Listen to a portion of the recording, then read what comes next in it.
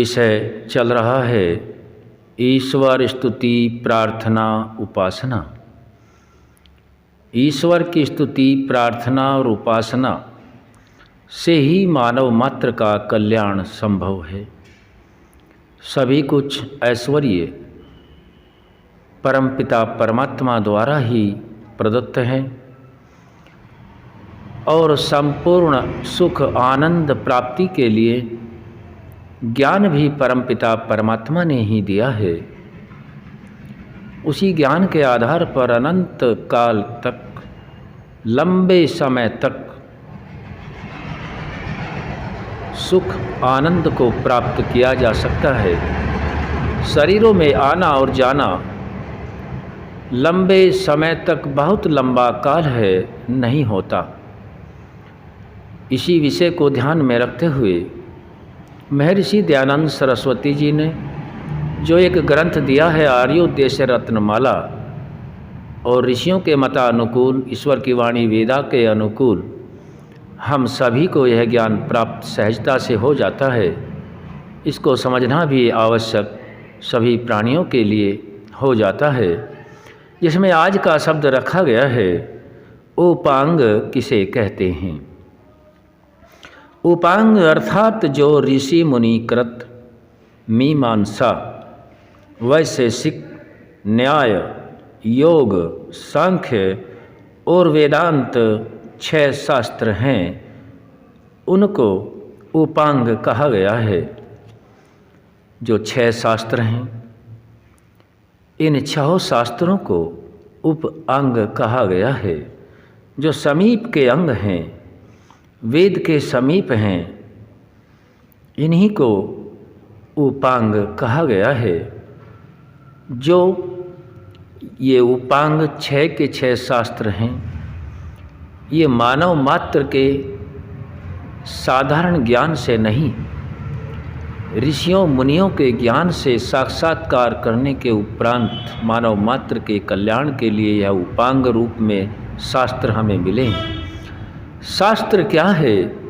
शास्त्र को विज्ञान, साइंस, शास्त्र अन्य नामों से हम जानते हैं। किसी भी विषय का क्रमबद्ध अध्ययन किया जाए और तर्क और विज्ञान और प्रमाण के तौर पर उसको जाना जाए, उसे शास्त्र कहा जाता है। जो निश्चित संभव होने के बाद पूर्ण सत्य पर खरा उतरता है, वही उपांग होता है। और दर्शन अर्थात शास्त्र, जैसे आज का राजनीतिक शास्त्र है, भौतिक शास्त्र हैं और अन्य बहुत सारे शास्त्र बने हुए हैं।